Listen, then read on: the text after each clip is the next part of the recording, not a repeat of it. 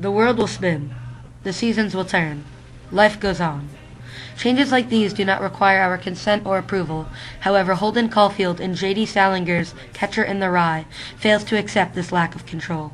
He fails to see that life is not a puppet show on strings and that he is no puppeteer himself. Maturity is the largest aspect in life that he yearns to eliminate. However, he obviously has no power to do so, and coming to terms with this reality takes Holden nearly 200 pages to accept. He has no ability to cope with the loss of innocence. Holden must acknowledge the fact that change is out of his control.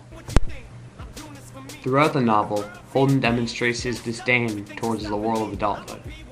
He wishes to thwart society from orchestrating the demise of innocence. To do so, Holden strives to become the catcher in the rye himself, preventing children coming through the rye from stumbling off the cliff into the fall toward adulthood.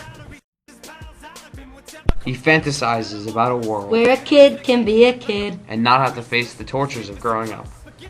A world where frames of time stand still rather than progress. A world where change does not occur.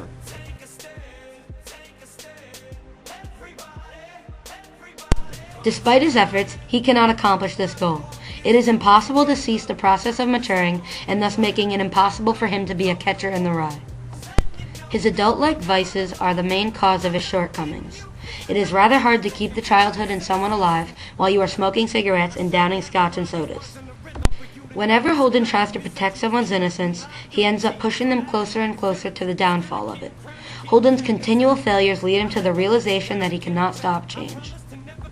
Change is our destiny. Holden cannot accept the fact that we do not possess the power to stop it. His desperate efforts to intervene with the nature of change prove futile. Each time Holden reaches out to spare innocence, the result is not his intention, but rather the polar opposite. Ultimately, Holden Caulfield fails. This is because he fails to see that life is not a puppet show on strings and that he is no puppeteer himself.